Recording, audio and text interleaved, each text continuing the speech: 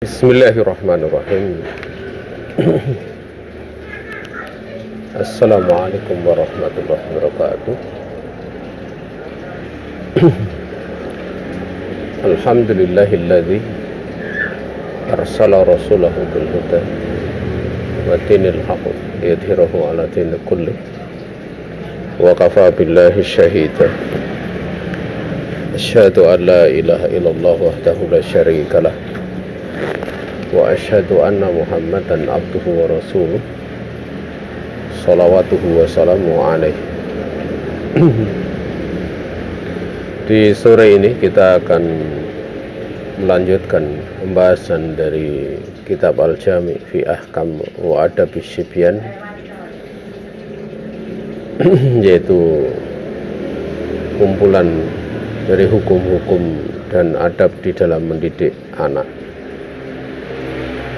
di mana pada pertemuan terakhir kita masih membahas seputar pasal kedua, yaitu memulai dengan tauhid dan sunnah sebelum Al-Quran. Ya. Beberapa pembahasan sebagaimana telah disebutkan di dalam resum kalian itu sudah kita bahas pada pertemuan yang lalu. Kita akan membaca satu contoh dari pendidikan tentang tauhid, yang mana hal demikian telah diajarkan oleh Nabi alaihi salatu wassalam kepada Abdullah bin Abbas radhiyallahu ta'ala anhuma, dan itu menjadi dasar keilmuan, keyakinan yang dipegang teguh oleh Abdullah bin Abbas radhiyallahu ta'ala anhuma, sehingga beliau ini di waktu dewasa punya keberanian luar biasa. Kita tahu Abdullah bin Abbas radhiyallahu ta'ala anhuma itu adalah seorang sahabat yang menawarkan diri kepada Ali bin Abi Thalib untuk menemui ahli Nahrawan. Ahli Nahrawan adalah orang-orang yang mereka memberontak kepada Ali, dan mereka memaksa manusia untuk mengkafirkan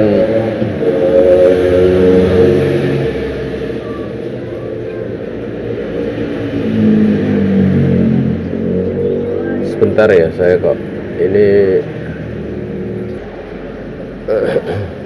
sore ini kita akan membahas apa yang dipraktekkan Nabi alaihi salatu wassalam kepada Abdullah bin Abbas, di mana dari pelajaran inilah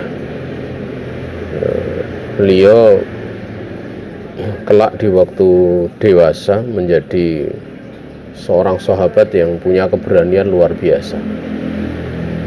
Di saat ada orang-orang ya ahli Nahrawan yang mereka memberontak kepada Ali, yang mereka membunuh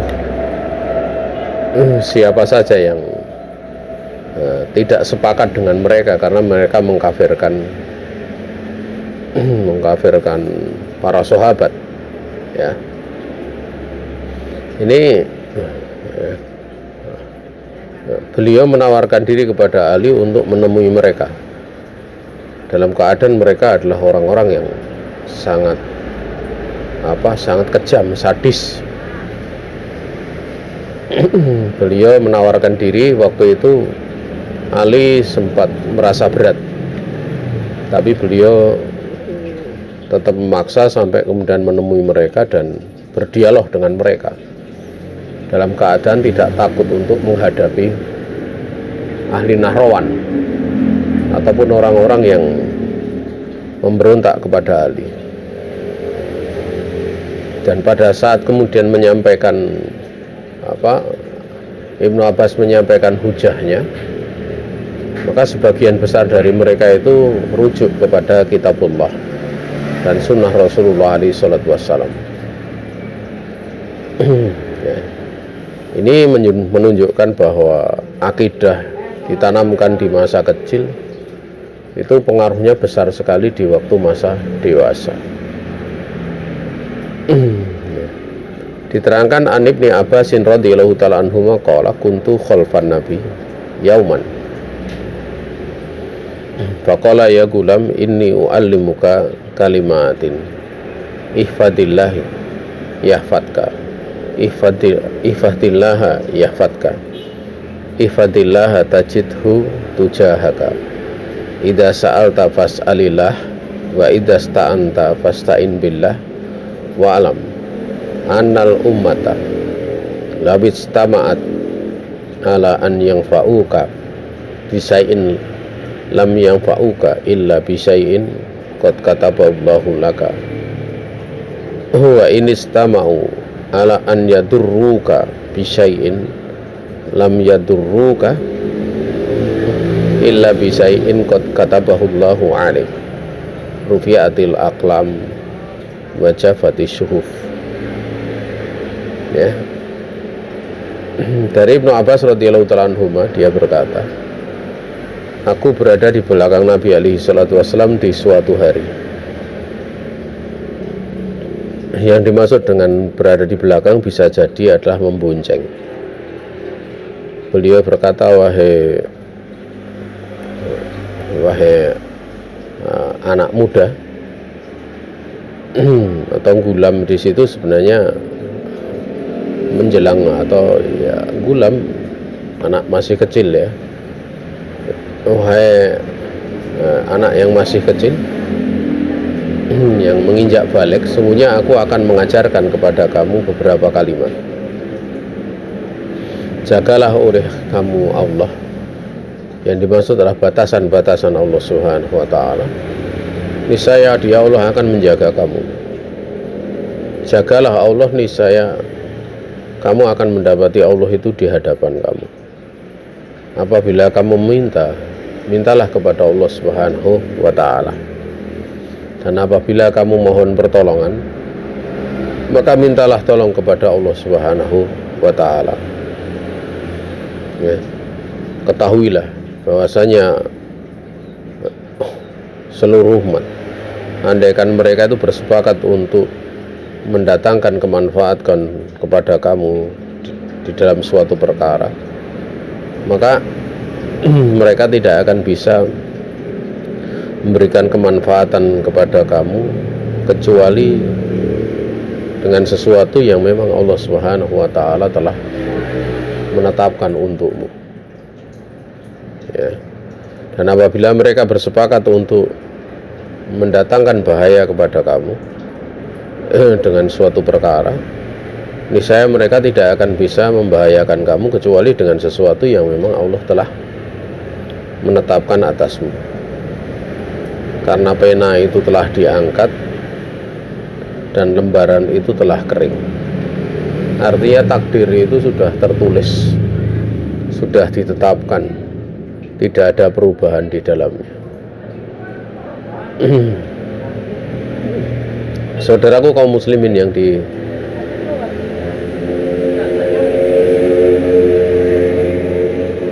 apa?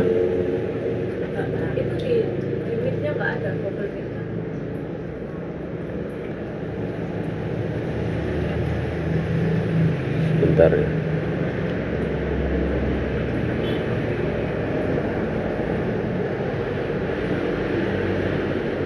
Hil?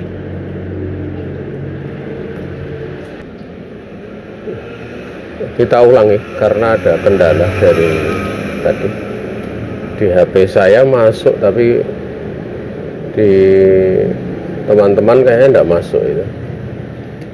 Ya, di HP saya masuk. Ini saya ulangi lagi, masuk lagi. Ya. Bismillahirrahmanirrahim. Alhamdulillahilladzi arsala rasulahu bil huda wa dinil haqq lidhhirahu 'ala dini kullih wa kafa billahi syahida. Asyhadu an la ilaha illallah wahdahu la syarika lah wa asyhadu anna Muhammadan abduhu wa rasuluh sallallahu alaihi wa ala alihi wa sahbihi wa man walah. wa man tabi'ahum bi ihsan ila yaumil qiyamah. Kita lanjutkan masih pada pasal kedua. Setelah pada pembahasan yang lalu kita sudah membahas seperti yang ada di dalam resum kalian. Kita akan membaca bagaimana Nabi alaihi salatu wasallam menanamkan akidah kepada seorang sahabat yang masih kecil, yaitu Abdullah bin Abbas radhiyallahu taala anhuma, di mana beliau mengatakan kuntu khalfan Nabi alaihi salatu wasallam yauman faqala ya gulam inni uallimuka kalimatin ihfadillahi yahfadka ihfadillaha yahfadka ihfadillaha tajidhu tujahaka idza sa'alta fas'alillaha wa idza sta'anta fasta'in billah wa alam annal ummata law istama'at ala an yanfa'uka bi syai'in lam yanfa'uka illa bi syai'in qad katabahu Allahu laka wa in istama'u ala an yadurruka bi syai'in lam yadurruka illa bi syai'in qad katabahu Allahu 'alaik rufi'atil aqlam wajafatis suhuf. Ibnu Abbas radhiyallahu ta'ala anhuma, dia berkata, aku berada di belakang Nabi alaihi salatu wasallam di suatu hari. Bisa jadi ini beliau membonceng Nabi alaihi salatu wasallam. Maka Nabi alaihi salatu wasallam bersabda, wahai anak ya, gulam, wahai gulam, sungguhnya aku akan mengajari kamu beberapa kalimat. Kalimat tersebut jagalah oleh kamu Allah, batasan-batasan Allah, perintah-perintahnya dengan dijalankan, larangan-larangannya dengan dijauhi. Yahfadka, niscaya dia akan menjaga kamu. Kemudian jagalah oleh kamu Allah, batasan-batasan Allah. Tajidhu tujahaka, niscaya kamu akan mendapati Allahu tabaraka wa ta'ala itu ada di hadapan kamu. Apabila kamu mintalah kepada Allah ya. Dan apabila kamu memohon pertolongan, maka mohonlah pertolongan kepada Allah Subhanahu wa ta'ala.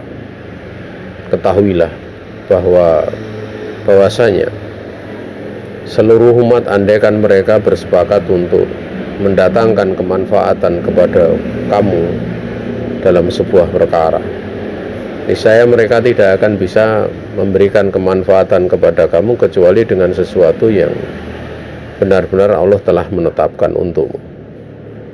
Dan andaikan mereka bersepakat untuk mendatangkan bahaya, an yaturruka bisain, akan mendatangkan madarat kepada kamu dalam suatu perkara, lam yaturruka, niscaya mereka tidak akan bisa mendatangkan bahaya kepada kamu illa bisain qad katabahu Allahu 'alaik, kecuali dengan sesuatu yang Allah tabaraka wa ta'ala telah benar-benar menetapkan untukmu. Rufi'atil aqlam, pena itu telah diangkat dan lembaran itu telah kering. Apa yang disebutkan oleh Nabi alaihi salatu wasallam ini perihal tentang masalah keyakinan ya, tauhid ya. Dimana pada awal itu tentang konsekuensi tauhid untuk menjaga batasan-batasan Allah, perintah-perintah Allah dengan dilaksanakan dan larangan-larangan Allah itu dengan dijauhi. Naam ya. Dan diyakinkan, diberikan pengetahuan, keyakinan bahwa kalau seperti itu niscaya Allah akan menjaga. Artinya bahwa penjagaan Allah itu akan didapat manakala dia atau seseorang mentaati Allah dan menjauhi larangan. Ini perkara yang sangat mendasar ya. Sehingga di dalam melangkah dia akan mendapatkan pertolongan, atau sebaliknya dia meyakini dari sisi seberapa jauh dia menjaga batasan-batasan Allah. ya, seberapa jauh dia menjaga batasan-batasan Allah. Juga menjaga batasan-batasan Allah itu akan menjadikan seseorang dia akan mendapati Allah itu di hadapannya. Artinya dia punya ihsan di dalam ibadah, sehingga seolah-olah manakala dia beribadah kepada Allah itu tatkala dia beribadah seolah-olah dia melihat Allah. Ini adalah makom yang tinggi ya, karena kita tahu tingkatan agama itu ada Islam, iman dan ihsan, muslim, mukmin dan muhsin. Dan muhsin itu tingkatan tertinggi, di mana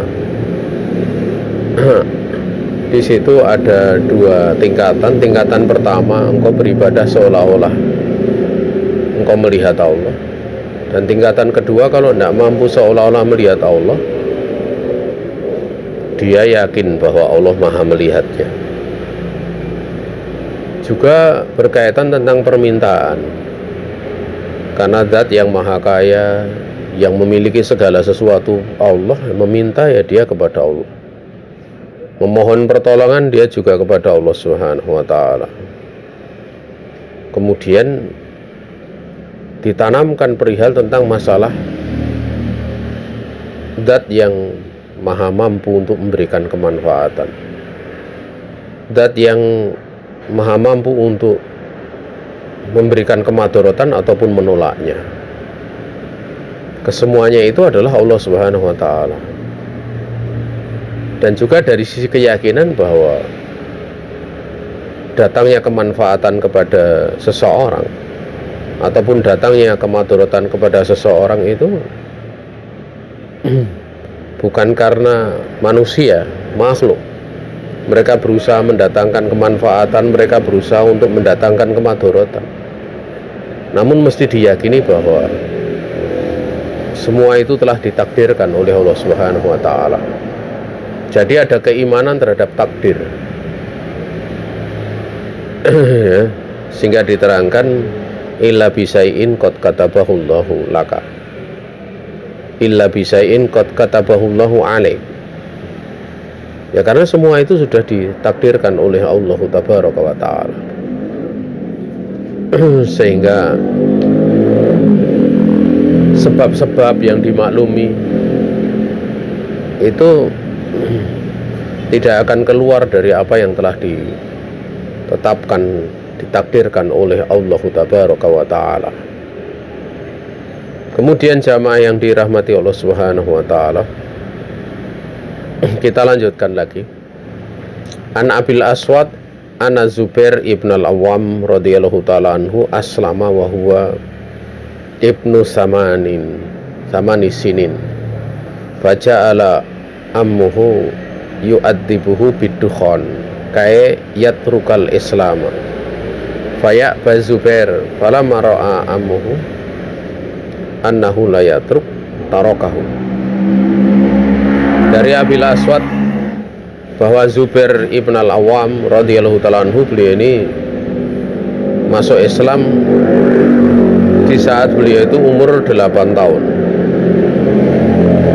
Maka waktu itu paman beliau itu menyiksa dia dengan asap bidukhon agar supaya Zubair ibn al-Awwam itu meninggalkan Islam. Tapi beliau pun enggan. Zubair enggan untuk meninggalkan Islam. Tatkala pamannya itu melihat bahwa Zubair tidak mau meninggalkan Islam, maka pamannya pun membiarkannya. Kita nggak bisa bayangkan ya, anak seumur segini, umur 8 tahun disiksa dengan diasapi, ya, diberi asap. Ya, asap itu menyesakkan dan panas tentunya. Ya, tapi beliau tetap tidak melepaskan dari keislamannya. Ini menunjukkan bahwa pendidikan tentang tauhid itu sudah ditanamkan, ya, tauhid dan sunnah itu sudah ditanamkan sehingga sampai seyakin ini pada saat memegang akidah, keyakinan. Ya. Artinya mereka memang belum mempelajari Al-Quran sampai kemudian mereka sebelumnya sudah mempelajari tauhid dan sunnah dengan keyakinan yang penuh. Nah, kemudian an Hamad ibni Zaid rahimahullah ta'ala qala kuntu fil kutabi wa ana shagirun alayya du'abatin faja'a Amr ibnu Ubaid al-Mubtadi imamul Mu'tazilah hatta waqafa ala ra'si faqala ya gulaim matakul fid da'wah faqultu amma da'wah fa'amatun wa amal minnah fa khasatun fajaro bidu abati faqala allamuka al-kufra sagiran.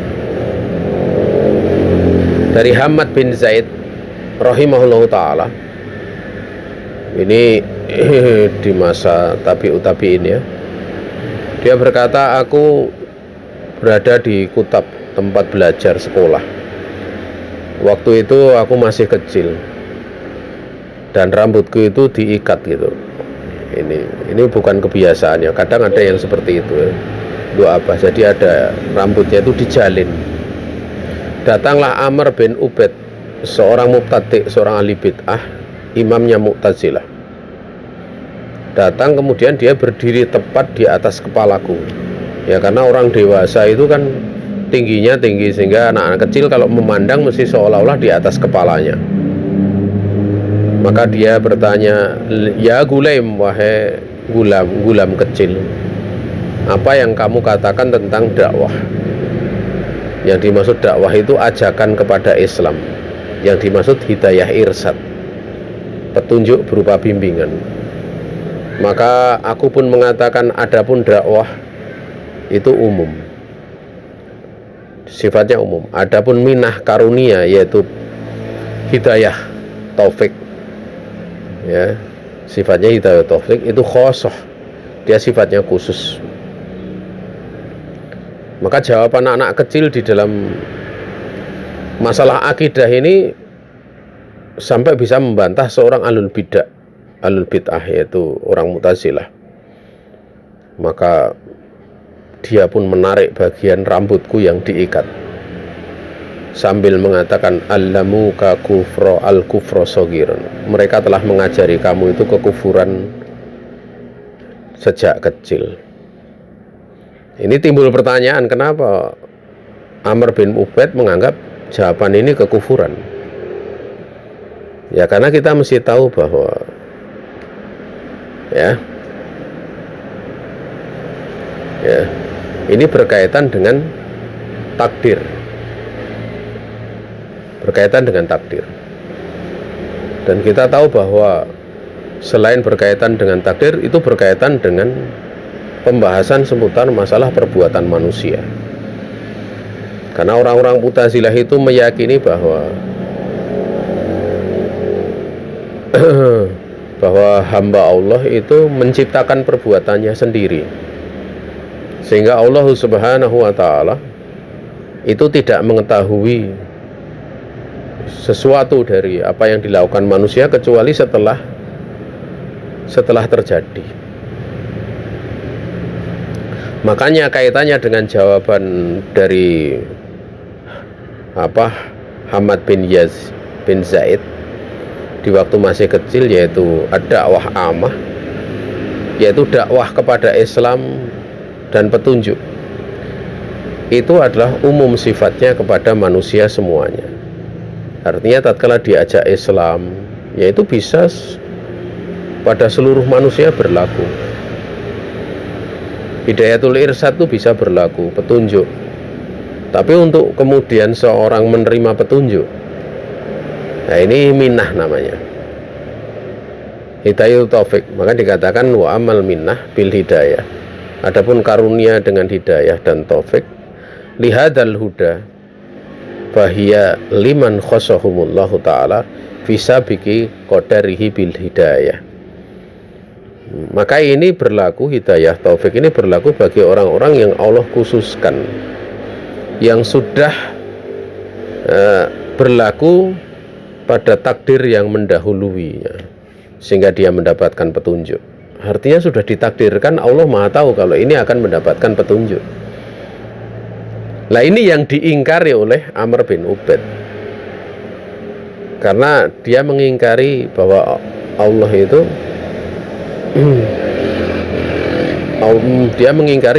mengetahui apa yang akan terjadi pada makhluknya.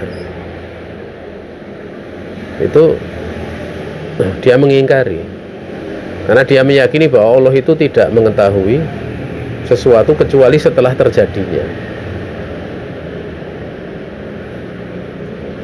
Ya. Makanya ini bertentangan dengan pendapat Mu'tazilah, yang mereka itu nafatul qadar. Mereka adalah orang-orang yang menafikan takdir. Ya. Oleh karena inilah Imamul Mu'tazilah Amr bin Ubaid itu mensifati jawaban dari Hamad bin Zaid itu dengan kekufuran, sehingga dikatakan allamuka al-kufra saghiran. Mereka telah mengajarkan kalian, mereka telah mengajari kamu kekufuran itu sejak kecil. Ya, sehingga jawaban dari Hamad bin Zaid yang menetapkan adanya takdir, ya, itu dianggap berarti bentuk kekufuran, kekafiran. Makanya orang Mu'tazilah itu pada sebagian perkara itu mirip dengan kaum namanya Qadariyah.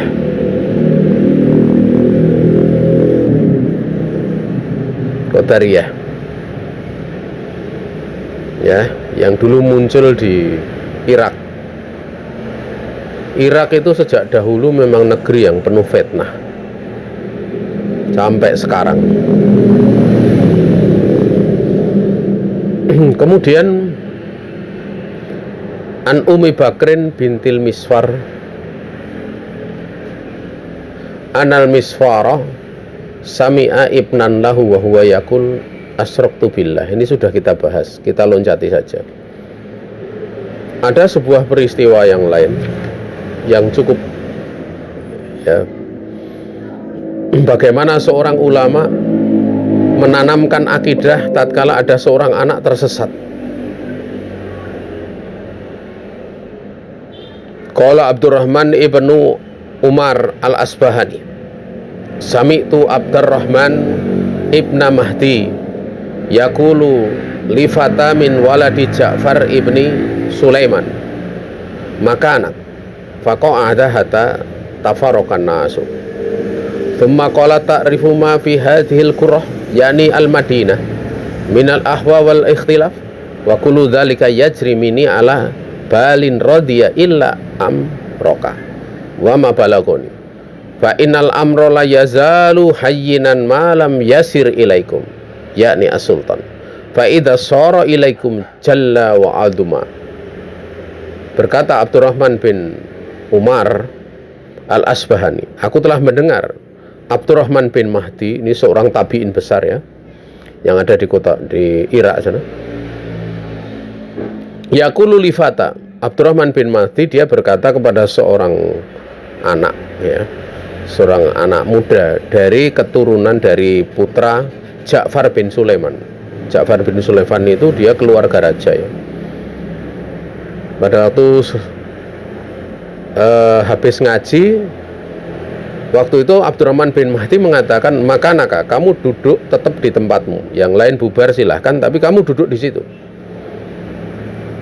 Maka salah satu anak dari Ja'far bin Sulaiman itu pun duduk sampai manusia bubar. Yang belajar itu bubar sehingga tertinggal dia, seorang anak dari Ja'far bin Sulaiman. Kemudian Abdurrahman bin Mahdi mengatakan, kamu mengetahui apa yang terjadi di kota ini, yaitu Madinah, tentang adanya pemahaman ahwa yang menyimpang dan adanya ikhtilaf, perselisihan di dalam perkara tersebut. Kesemua itu terjadi pada diriku. Kesemua yang demikian itu berlaku dari diriku itu pada keadaan yang Allah ridhoi, kecuali urusanmu, kecuali perkara yang kamu yakini. Semua perkara yang terjadi pada diriku itu perkara yang diridhoi oleh Allah secara pemahaman benar, maksudnya, kecuali perkara kamu dan apa yang telah sampai kepadaku tentang pemahaman kamu. Fa'inal amro, sungguhnya perkara ini terus menerus akan mudah selagi perkara ini tidak terjadi pada kamu, karena keluarga raja, yakni penguasa, sultan. Ini akan menjadi persoalan kalau sampai pada penguasa, karena kalau sampai penguasa kemudian itu diterapkan di negeri, itu akan terjadi kekacauan pemahaman. Karena kapan seperti itu? Apabila perkara ini, yaitu penyimpangan ini, terjadi pada kalian, maka akan menjadi kuat dan akan menjadi besar masalah ini, penyimpangan ini. Maka anak laki-laki dari Ja'far bin Sulaiman itu mengatakan, ya Aba Sa'id, wa madzalik, wahai Abu Sa'id, apa itu? Perkara itu perkara apa yang terjadi pada diriku ini? Maka kemudian Abdurrahman bin Mahdi mengatakan, balagoni, ya, annaka tatakallamu fi rabbi tabaraka wa ta'ala wa tasifuhu wa tushabbihuhu. Telah sampai kepadaku bahwa kamu berbicara tentang Rabb Allah tabaraka wa ta'ala, dan kamu mensifati Rabb dengan kamu menyerupakan, kamu mensifati manusia dengan menyerupakan kepada Allah Ta'ala. Jadi anak dari Ja'far bin Sulaiman ini, dia memuji-muji tidak ada ciptaan yang lebih indah dibandingkan dengan manusia, sehingga dia memuji-muji manusia dengan sifat yang sangat indah. Itu sampai menandingi Allah Subhanahu wa Ta'ala. Intinya seperti itu. Faqala gulam, maka anak ini pun berkata, na'am, iya benar. Fa'akhadha yatakallamu fi sifah, maka dia kemudian mulai berbicara tentang sifat indahnya manusia, sampai pada pujian-pujian, ya, sebagaimana atau pujian itu hanya layak disampaikan untuk Allah Tabaraka wa Ta'ala. Maka Abdurrahman bin Mahdi kemudian mengatakan, ruwaidak, pelan-pelan wahai anakku, ruwaidak ya bunaya hatta natakallama awwala syai'in fil makhluk. Pelan-pelan wahai anakku sampai kita bicara awal perkara kaitannya dengan makhluk. Jadi di sini Abdurrahman bin Mahdi ingin membantah, ya. Fa idza ajazna anil makhluqati fanahnu anil khaliq ajazu wa ajazu. Kan waktu itu anak ini dia mensifati manusia dengan pujian-pujian itu, tapi tidak sampai bisa sempurna mensifatinya. Padahal dia meyakini makhluk yang paling sempurna adalah manusia. Maka kemudian beliau memberikan ini, ruwaidak ya bunaya, pelan-pelan wahai anakku, sampai kita bicara perkara tentang makhluk. Kemudian beliau mengatakan, apabila kita ini tidak mampu menggambarkan begitu bagusnya sifat makhluk, maka kita, ya, untuk mensifati Al-Khaliq itu lebih tidak mampu lagi, lemah kita. Artinya di sini disadarkan, ya, kamu mensifati manusia saja tidak mampu, apalagi mensifati Allah Subhanahu wa Ta'ala. Dibawa kepada makna beda, bahwa antara makhluk dengan Allah itu beda, ya. Kemudian Abdurrahman bin Mahdi mengatakan, akhbaroni an hadisin haddatsanihi Syu'batu anis Syaibani qala sami'tu Zurran qala Abdullah fi qaulihi ta'ala laqad ra'a min ayati rabbihil kubra. Di surat An-Najm berkaitan tentang Nabi pernah melihat Jibril ya.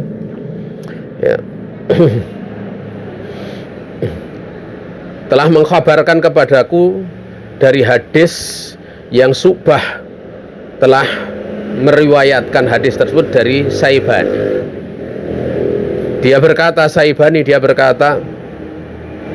aku telah mendengar Zuran, dia berkata, telah berkata Abdullah, yang dimaksud adalah Abdullah bin Abbas, di dalam firman Allah Ta'ala, laqad ra'a min ayati rabbihil kubra. Benar-benar Nabi alaihi salatu wassalam itu telah melihat sebagian dari tanda-tanda kebesaran Allah yang terbesar. Ini di dalam surat An-Najm ayat yang 18. Pada ayat-ayat sebelumnya itu disebutkan bagaimana Allah melihat wujud Jibril asli di dekat Sidratil Muntaha. Sidratil Muntaha itu tempat yang tertinggi dari alam ini. Di situ ada Jibril. Ya. Maka kemudian pemuda ini Zuran ini dia mengatakan ro'at Jibril lahu situmi'ata junahin, karena kita tahu bahwa Jibril itu punya 600 sayap ya. Maka dia bertanya, apakah Nabi itu melihat Jibril dia punya 600 sayap, artinya wujud aslinya Jibril? Maka Abdullah pun mengatakan na'am, ya. Fa'arafal hadis. Maka di sini dia pun mengetahui tentang hadis ini. Ya, karena pada penjelasan yang lain dimaklumi. Maka dari kisah ini kemudian faqala Abdurrahman bin Mahdi mengatakan, bertanya kepada anak yang dia saking memuji makhluk sampai menyerupakan dengan Allah Subhanahu wa taala. Sifli khalqan min khalqillahi ta'ala lahu situmi'ati junahin. Sekarang sifatkan kepadaku makhluk dari ciptaan Allah yang punya 600 sayap. Silahkan kamu terangkan kalau kamu mampu. Bukan manusia, tapi ini Jibril. Fabaqiya al-gulam yang duru ilaih. Maka yang tersisa waktu itu pemuda ini yang diajak bicara dengan Abdurrahman bin Mahdi cuma dia melihat, tidak mampu memberikan jawaban. Maka faqala Abdurrahman, ini cara menanamkan akidah ya. Faqala Abdurrahman, berkata Abdurrahman bin Mahdi, ya bunayya, fa inni uhawwinu alaika al-mas'alah. Wahai anakku, sungguhnya aku akan membuat ringan untukmu masalah ini. Kamu tidak perlu menjelaskan Jibril yang punya 600 sayap bagaimana mensifatkan keindahannya. Adau angka khamsa mi'atin wasaba'atan wa tis'in. Ya sudah, aku akan letakkan darimu, tidak usah 600 sayap. Aku letakkan 597 sayap. Tidak usah dibahas. Sekarang terangkan sifli khalqan bisalasati ajnihatin. Sekarang sifatkan untukku makhluk yang punya 3 sayap saja. Ya, yang 3 sayap tersebut rakkabal janaha tsalitsa maudi'an ghaira al-maudi'aini alladaini rakkabahuma Allah Subhanahu wa ta'ala hatta a'lam. Jangan sifatkan kepadaku tentang makhluk yang punya 3 sifat, 3 sayap, yang Allah Subhanahu wa ta'ala telah menyusun ataupun menjadikan sayap ketiga itu di suatu tempat, di tempat yang berbeda dengan 2 sayap yang lainnya, sehingga aku kemudian bisa tahu. Terangkan coba kalau kamu mampu. Ya, kita tahu bahwa sayapnya itu kan ada makhluk yang diletakkan tempatnya beda, ada yang di bagian ini, bagian itu gitu. Terangkan apa yang diinginkan dari Abdurrahman bin Mahdi. Yang diinginkan itu bahwa kamu memuji makhluk itu nggak akan mampu dengan sempurna. Karena kesempurnaan dari makhluk itu menurut anggapan kamu. Maka bagaimana dengan Allah Subhanahu wa Ta'ala? Jadi intinya kamu jangan menyerupakan makhluk dengan Allah Subhanahu wa Ta'ala. Maka dia pun mengatakan, anak ini pun mengatakan, ya Aba Said, nahnu qad ajasna an sifatil makhluk. Wahai Abu Said, kami itu tidak mampu untuk menjelaskan sifat makhluk. Wa nahnu an sifatil khaliq ajazu wa ajazu. Nah, ini sudah kena. Sementara kami untuk mensifati khaliq itu tidak mampu, dan benar-benar tidak mampu, lebih tidak mampu lagi. Fa ushiduka anni qad raja'tu andalik wa astaghfirullah tabaraka wa ta'ala. Aku mempersaksikan di hadapan kamu bahwa benar-benar aku telah kembali dari sikapku yang tadi, rujuk kepada kebenaran, dan aku minta ampun kepada Allah Subhanahu wa Ta'ala. Artinya di sini ya subhat. Tatkala kena pada diri seseorang itu butuh untuk dijelaskan bahwa itu adalah sesuatu yang salah. Makanya ngajar ilmu kalau sudah masuk pada tahapan seperti ini ya, itu butuh kemampuan.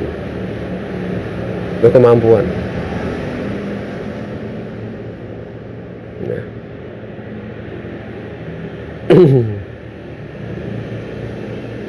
Wallahu ta'ala alam ya. Kemudian jamaah yang dirahmati Allah Subhanahu wa Ta'ala,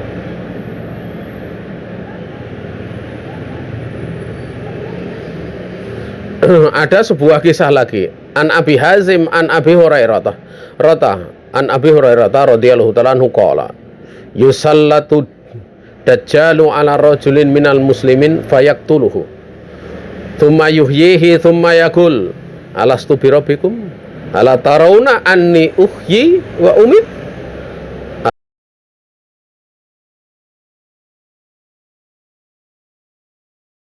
lal Islam bal atuwullahi al-kafiru al-khabithu innahu wallahi la yusallatu atau di situ la yusallitu ala ahadin ba'di.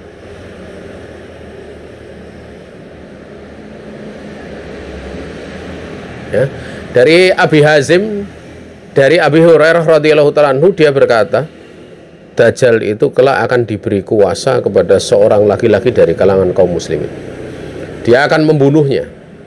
Setelah laki-laki ini dibunuh, kemudian dia akan menghidupkannya. Kemudian dia akan berkata, Dajjal ini, bukankah aku Rabbmu? Bukankah kalian lihat, aku telah menghidupkan dia dan aku telah mematikannya?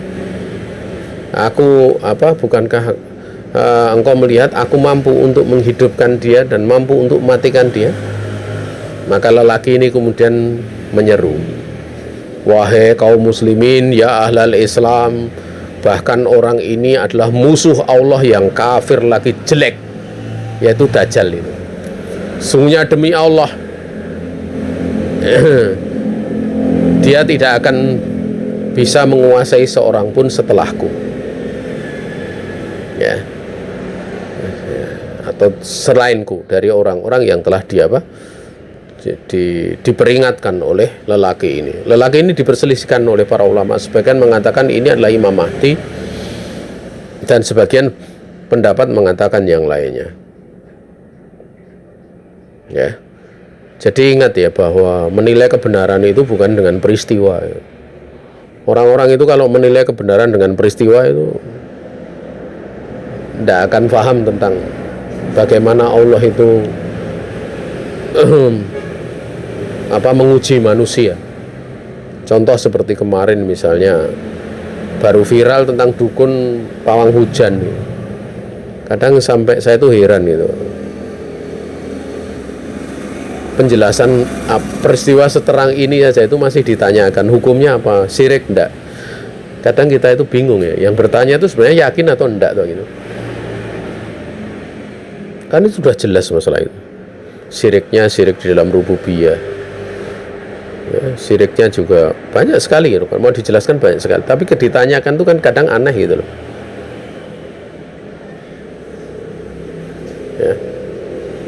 Karena itu perbuatan yang terang sekali kesyirikannya, nggak usah ditanya. Manusia tidak akan mampu untuk mengatur awan. Yang mampu mengatur awan itu hanya Allah Subhanahu wa Ta'ala atau makhluk yang diberi izin, seperti Ar-Ra'du. Ar-Ra'du itu sebagian ulama berpandangan adalah malaikat ya, yang dia menghasung awan sehingga berkumpul di suatu tempat dengan izin Allah akan turun hujan. Di saat menghasung dia akan keluar suara yang menggelegar, yang sering dikatakan dengan guntur. Dia akan menghasung dengan kilatan-kilatan, guntur dan kilatan berupa petir. Makanya kalau kita mendengar suara guntur, kita disunahkan untuk berdoa, Subhanalladzi yusabbihu ra'du wal malaikatu min khifatin. Ar-Ra'du itu bertasbih. Demikian pula para malaikat itu bertasbih. Kenapa? Min khifatin, karena takut kepada Allah Subhanahu wa Ta'ala. Kalau kemudian ada pawang, kemudian hujannya nggak jadi turun misalnya, ini kalau menarik, oh berarti benar gitu. Nah, ini orang tidak tahu bahwa Allah itu terkadang mentakdirkan sesuatu seperti sangkaan manusia pada saat manusia melakukan jalan yang salah. Itu adalah untuk imtihan, ujian, sehingga orang yang beriman makin beriman, orang kafir tambah kafir gitu loh. Dia yang kafir tambah kafir. Itu adalah hal yang biasa. Bahkan dulu waktu iblis mendatangi Adam dan Hawa, menakut-nakuti, nanti kalau anaknya tidak diberi nama Abdul Haris akan terjadi seperti ini. Ya lahirnya memang tidak seperti yang diancamkan iblis, tidak ada tanduknya, tapi bayi lahir mati. Yang kedua juga demikian. Artinya di sini ada kemiripan, ancamannya itu adalah bertanduk, tetapi efeknya yang nampak adalah kematian, 2 kali kematian. Maka kemudian Nabi Adam dan Hawa, karena kasihan khawatir nanti anaknya meninggal lagi, ya sudah dia janji untuk menamai dengan Abdul Haris. Itu menurut sebagian penafsiran. Tapi yang ingin kita tekankan disitulah bagaimana kadang Allah Subhanahu wa Ta'ala mentakdirkan itu untuk menguji.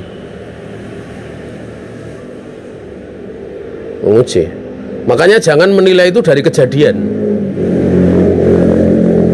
Orang kalau dia menilai dari sebuah kejadian, ya akan terjadi, dia nggak tahu hikmahnya Allah di dalam mentakdirkan. Tatkala perang Uhud itu orang-orang munafik kan sebelumnya sudah mengatakan demikian dan demikian gitu. Akhirnya pada perang Uhud itu kan banyak para sahabat terbunuh. Seolah-olah apa yang diucapkan oleh orang munafik itu benar. Sampai-sampai mereka berani mengatakan bahwa urusan agama dari Muhammad SAW itu akan lenyap. Itu kesalahan dari Muhammad SAW dan sahabatnya dan teman-temannya. Dan bukan karena takdirullah azza wa jalla. Juga mereka berkata dengan perkataan-perkataan yang menyakitkan. Namun jamaah yang dirahmati Allah Subhanahu wa Ta'ala, ya, di situ kemudian tersingkap orang yang memang benar-benar munafik. Orang yang dalam hatinya ada kekafiran itu menjadi nampak jelas. Dan orang yang beriman makin yakin dengan apa yang Allah takdirkan, bahwa segala sesuatu itu Allah Subhanahu wa Ta'ala takdirkan. Makanya jangan menilai itu dari kejadian. Pernah datang seorang penanya, dia itu sudah berusaha begini-begini tapi nggak dapat istri gitu. Akhirnya seolah-olah dia nggak yakin dengan apa yang dijalani dari agama. Atau kemudian dia ngelukru, putus asa dari rahmat Allah, sudah seperti ini, nyatanya terjadi seperti ini. Ini karena apa? Menilai sebuah perkara itu dengan kejadian.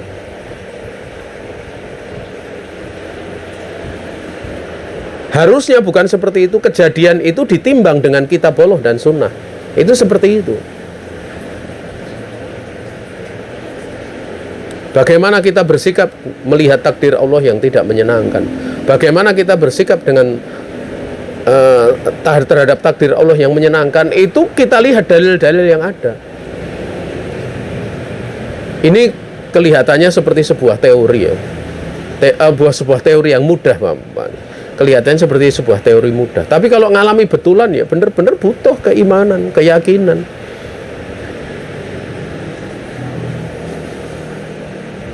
Ya. Makanya kadang ya ada perkara-perkara yang kadang kita itu mawas diri dengan apa yang ada pada diri kita. Ya. Saya pernah ya menasihati orang was-was ya, kena was-was. Dia berusaha ini, tapi memang waktu itu saya tidak menasihati kamu hendaknya untuk menerima apa yang Allah takdirkan. Itu tidak ke situ. Tapi nasihatnya usaha ini, usaha itu. Sampai anak ini muncul, sampai orang ini kemudian di satu saat sudah berusaha begini. Kemudian dia berkata, bagaimana Ustadz kalau sekarang saya menerima apa yang Allah takdirkan pada saya. Saya sudah berusaha seperti ini, dan sungguh-sungguh usahanya. Tapi ternyata emang saya akan berusaha sabar dan saya akan berdoa kepada Allah. Nah, kemudian begitu beliau mengatakan demikian gitu, saya mengatakan insya Allah akan sembuh. Lah hal ini pernah saya ceritakan kepada orang yang kena was-was lain gitu. Dia ada orang was-was, kemudian saya ceritakan. Tapi setiap dinasihati itu kemudian dia malah justru menjawabnya seperti ini. Saya sebenarnya saya juga seperti itu. Saya juga menerima takdirullah azza wa jal. Ya. Kadang ada orang yang perkataannya mendahului keyakinannya. Akhirnya nggak sembuh-sembuh. Kenapa? Karena misalnya untuk dia sangka baik kepada Allah, kemudian untuk duduk di majelis ilmu, belajar, untuk banyak mengamalkan zikir, itu dulu dilakukan gitu loh. Jangan di awal langsung mengatakan saya tawakal kepada Allah. Artinya tawakal itu sambil usaha, dan dia benar-benar berusaha, tidak seperti itu. Karena dengan jawaban itu dia sudah merasa dirinya itu beramal seperti itu. Makanya kadang kalau dinasihatkan seperti itu cerita, kadang malah jadinya beda. Karena berapa banyak orang yang pengakuannya itu mendahului daripada keyakinannya.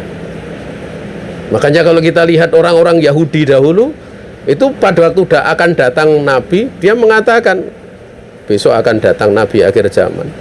Kami akan bersama Nabi itu untuk memerangi kalian. Begitu datang Nabi, mereka mampu? Enggak.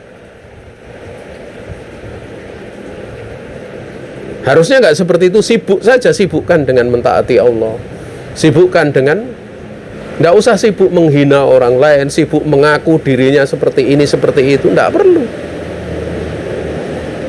Karena sebuah amalan malah dikatakan larinya kan jadi ujub nanti, misalnya seperti itulah. Ya, kan nggak perlu dikatakan, tinggal orang dia sungguh.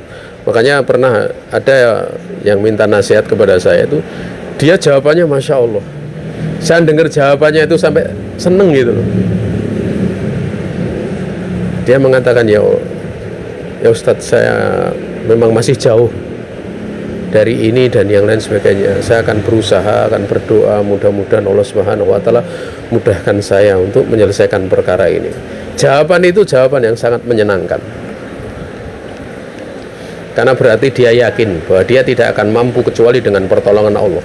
Adapun orang yang pede, itu lain perkara. Dia lebih yakin dengan perbuatan itu dirinya. Artinya dia belum paham tentang bacaan Bismillahirrahmanirrahim pada huruf ba-nya itu. Dimana ba itu diterangkan oleh sebagian ulama ba lil isti'anah, untuk mohon pertolongan.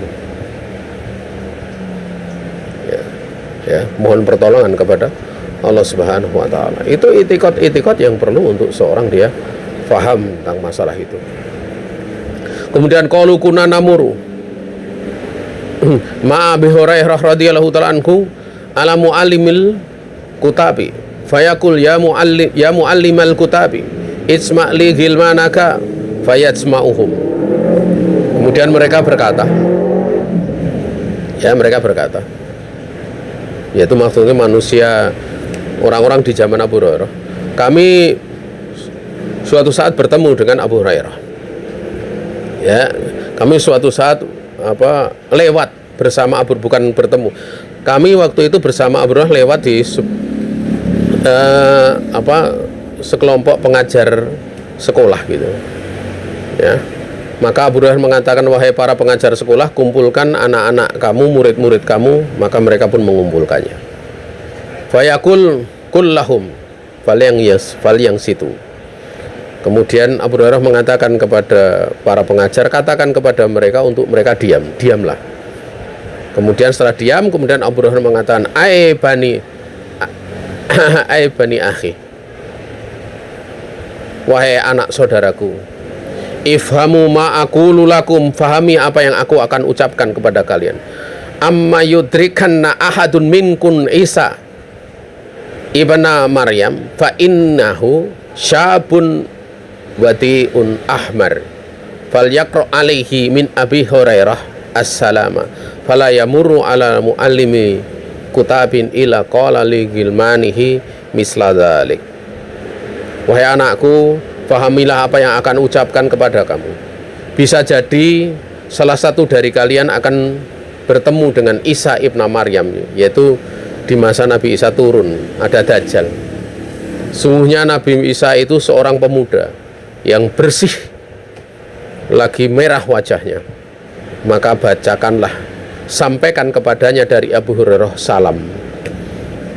Sampaikan kepadanya itu dari Abu Hurairah salam. Jamaah yang dirahmati Allah Subhanahu wa taala, sebenarnya masih ada beberapa asar yang lainnya, tapi kita tidak akan melanjutkannya. Kita tutup pada pasal yang kedua ini sampai di sini. Besok kita lanjutkan tentang pasal ketiga, mengajarkan rukun Islam. Ini saja yang bisa disampaikan dari pertemuan kita kali ini. Ada salah semata-mata kekurangan diri saya dan dari syaitan, saya istighfar kepada Allah Subhanahu wa taala. Ada benar semata-mata keluasan rahmat Allah Subhanahu wa taala yang diberikan kepada kita. Waktu dan tempat kami kembalikan kepada pembawa acara.